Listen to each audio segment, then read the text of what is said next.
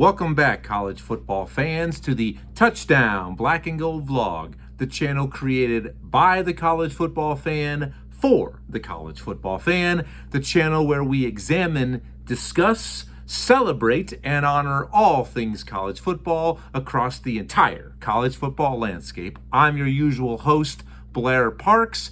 It's great to be back with you. I've been on a little bit of a hiatus for the last week and a half, 2 weeks. I've really had a tough time shaking this sinus infection. I was feeling a little bit better, then I kind of fell off a cliff, and now I'm starting to feel a little bit better yet again. So I thought I'd go ahead, come back on the air, say hello, put my body on the line for you, the Touchdown Black and Gold family. But it's great to be back with you, and hopefully I keep making a little bit more progress to get back on the mend and up on the high horse once again. What I got on tap for you today is my reaction and recap to this year's inaugural 12-team college football playoff field, which was unveiled a week ago today. It's been long overdue, but like I mentioned, I just wasn't able to go. I just wasn't, but I'm feeling good, back better than ever. And before I say anything else, thank you and a big shout out to all of you for your continued support, your time, your attention for the channel. It's been an absolute success yet again this college football season. So thank you for all that you have done and what you will continue to do. But let's continue to spread the word, because I want to find more college football fans just like you. So please tell your fellow college football fanatics, your friends, coworkers, family members to please check me out here in the Touchdown Black and Gold vlog, and like, share, comment, subscribe, click that notification button. And if this is your first time with me on the channel, I always ask for, encourage, and welcome your participation. I want to hear from you, whether you're a fan of the Black and Gold or not.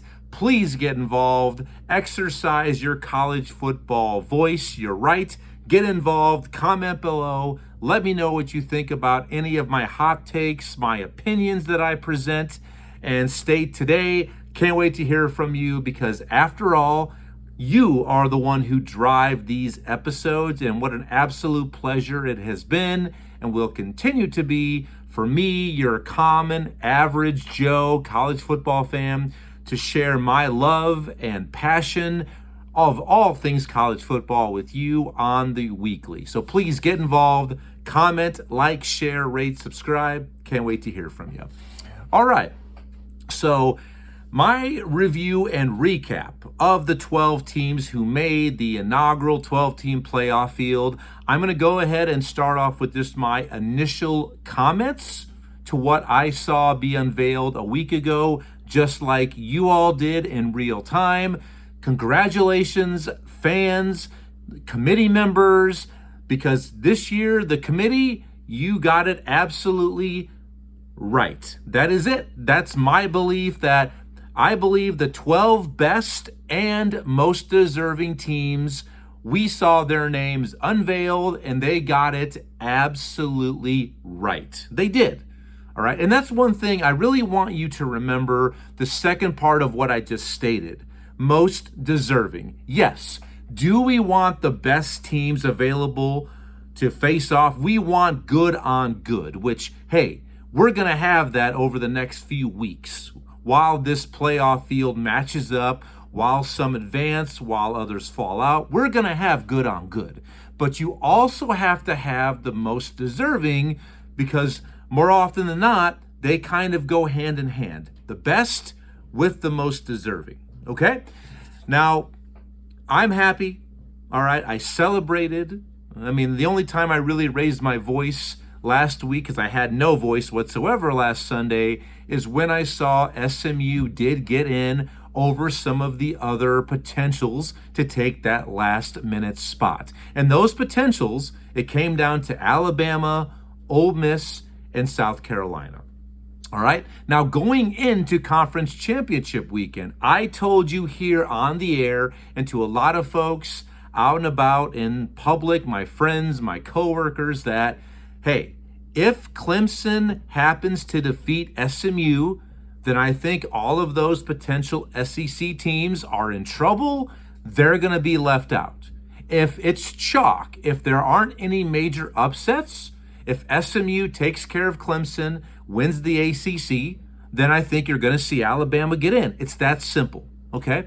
But I think a lot of it was because it came down to, well, Alabama, Ole Miss, South Carolina, really good caliber teams, but it came down to, okay, who's the most deserving? Because right now there is maybe not, a 12th team that really maybe deserves that final spot. I mean, so someone's going to get it by default, okay?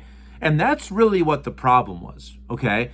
SMU, through the entire year, they ran the table in conference play, undefeated in ACC conference play. Their one loss was early in the year at home by 3 against a really good BYU team, an elite upper-level squad by 3.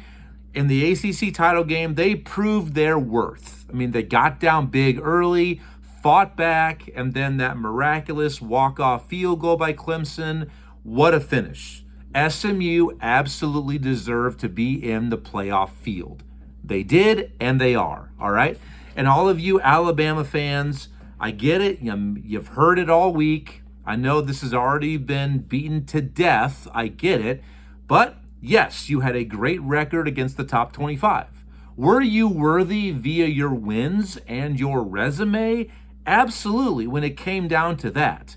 But why you were left out is your 2 terrible losses, all right? There's good losses and there's terrible losses. Alabama not just suffered 1, but 2 terrible losses in the regular season. They lost against Vanderbilt, at Vandy, and at Oklahoma, all right, who finished the season 6-6. You cannot have 2 terrible losses and claim to be a playoff caliber team, regardless of who you beat. Terrible losses absolutely have to carry more weight than great wins. They do. Because if you are an elite team, a playoff caliber team, you don't have those losses. You just don't.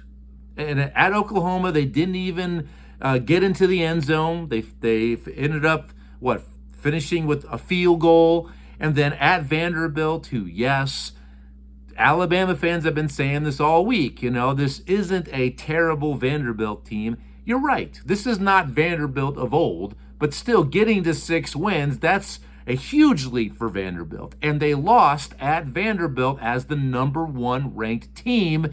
You do not lose that game if you are a legit number 1 team. And by the way, both those losses, I believe Alabama was favored at Vandy and at Oklahoma by 3 touchdowns. All right, you lose those games, you don't deserve to get in. It's that simple. And Ole Miss, their argument, you finished up with 3 losses. Yeah, one of those a bad loss at a 7-5 Florida team, the last game of the year. But you have the most terrible loss of any of the 3 trio, who were the first 3 teams out. Ole Miss lost at home to a 4-8 Kentucky team. You can't lose a game like that and call yourself a playoff team. You can't. And South Carolina, who, man, down the stretch, they were hotter than Texas chili, one of the 3 teams that nobody should want to face right now. Yeah, they played their way into being in that conversation, but of their 3 losses, 1 is a bad loss at home against LSU, but they lost straight up head-to-head against both Alabama and Ole Miss. So how can you claim to be a playoff team over those 2? All right? The best and most deserving teams got in, all right? If we're looking just for the 12 best teams, then the regular season would mean absolutely nothing. If you take care of your business, go to work week in, week out, win the games you're supposed to win, and maybe don't have those bad to terrible losses, you deserve to get in. It's that simple. And the 12 teams that are in did. The 3 who were left out, those SEC teams, you didn't. Sorry. It's that simple. And I think this year what really hurt the SEC is we saw that the SEC had a lot. They had a handful of really good teams, but there wasn't an elite team that at least has yet proven themselves. All three of those SEC playoff teams have major kinks in their armor, all right? Georgia, Texas, Tennessee, really good teams, but are they elite? I don't quite think so, at least yet, but that doesn't mean they can't be, all right? That's going to be TBD during the playoffs, how this plays out. And it's great. It's right around the corner. I mean, our first playoff game is this Friday night, the 20th. Then we have the remaining three games of the first round on Saturday, the 21st. Hallelujah. Bonus football. And like I said, it's going to be good on good from here. All right? So that's my initial thoughts. I have no problem with the 12 teams who are in. Like I said, they did get it right. And let me just go ahead and refresh who's in and what their seeding is, all right? Because this is going to be important going into my next section of this very quick episode, because I don't want to press the issue too much. I'm already starting to feel my throat kind of tense up. So here is the college football playoff field. Number one seed, the Big Ten champion, the only undefeated team, wire to wire in this year's regular season and conference championship weekend. The Oregon Ducks are the one seed. Number two, going 11-2, champions of the SEC, the Georgia Bulldogs, number two. Number three seed, going 12-1, the Mountain West champion, Boise State Broncos. They also claim their spot as the Group of Five representative. They come in at the 3 seed. And the 4 seed, remember, these top 4 get a first round bye. Champions of the Big 12 Conference, going 11-2. Another one of those 3 teams down the stretch that, hey, nobody should want to play because they're absolutely on fire. And they are anyway because of their mascot. The Arizona State Sun Devils, on fire. They punched their ticket to the college football playoff field. So those are your top 4 teams who get that first round bye. And the first round games that we will watch Friday night and Saturday night coming up.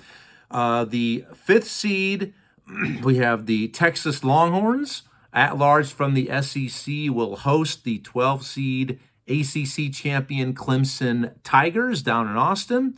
The 6th seed this year, and this year it will be the Penn State Nittany Lions out of the Big Ten. They will host the ACC runner-up, the 11th seed, the SMU Mustangs. The 7th seed, the third, the last of the 3 teams that nobody should want to play because they are hot right now. The 7th seed is the Notre Dame Fighting Irish, the Independent. They will host their in-state rival, the 10 seed out of the Big Ten, the Indiana Hoosiers. And what a battle there. I mean, that's the Friday night game, a battle within the Hoosier state. I mean, how great is that? What a great matchup. And then finally, we have the 8 seed out of the Big Ten, the Ohio State Buckeyes, host the 9 seed and at large from the SEC, the Tennessee Volunteers. So that is the field. That's the seeding. And the one thing that I do have a little bit of an issue with, not the teams, but definitely I believe the seeding should have been a little bit different. All right? That's the only thing that I think maybe the committee maybe faltered on a little bit, was the proper seed for these teams. So for example, this is how I believe they should have been seeded. I got no problem with Oregon being number 1 or Georgia number 2, but I think that the 3 and 4 seeds should have been swapped. I believe Arizona State should have been slotted in the 3 seed and Boise State should have been the 4 seed. Arizona State absolutely played their way in. They're hot. And if you don't remember, this team was picked to finish last in the Big 12 this year, their inaugural year in the conference. And here they are, a champion with a first round bye. I think their wins and their resume, their work overall, proved to be more than what Boise State did. I've got no problem with the Broncos having a first round bye, but I believe they should have been in the 4 hole because once Because here's the thing, their best win all season is a 3-point loss at Oregon. They don't really have a win that really jumps out at you. They don't. I'm happy they're in the field. They deserve it. But Boise State should have been the 4 seed. They just should have been. Okay?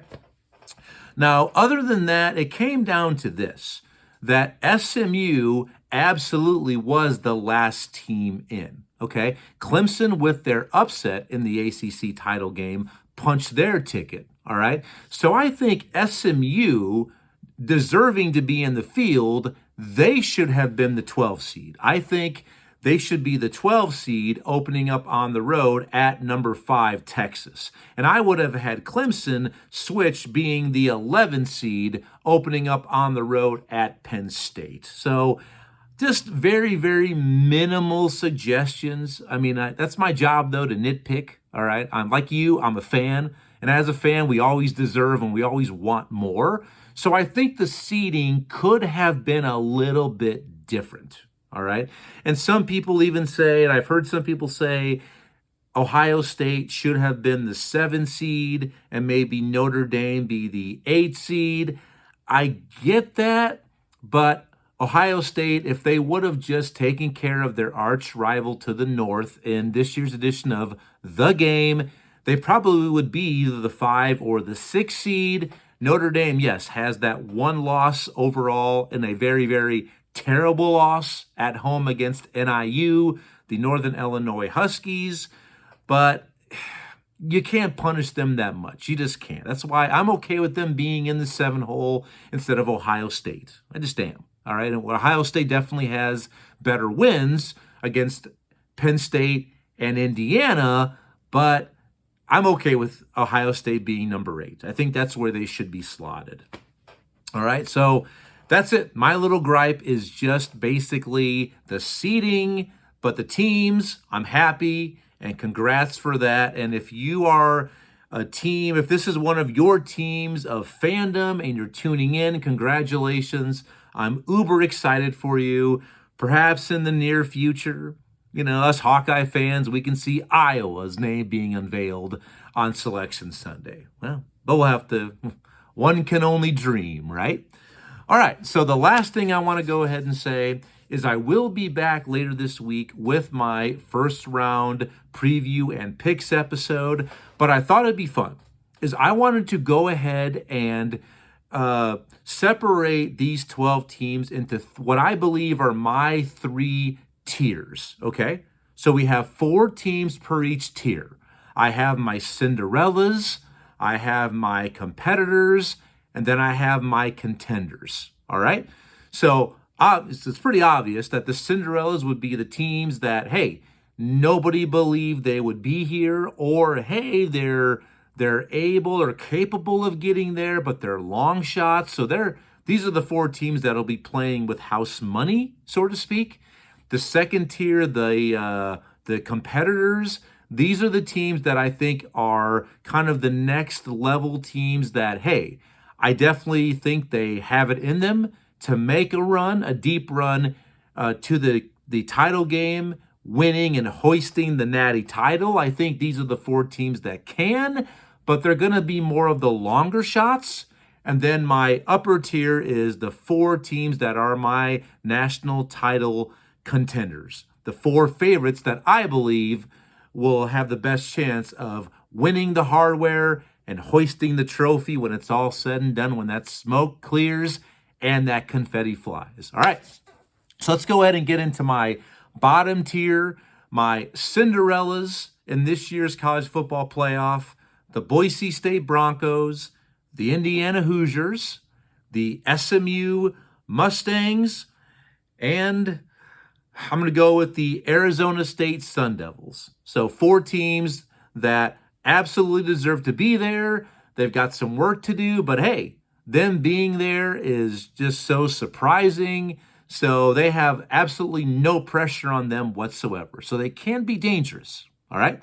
My next tier, tier 2, my competitors.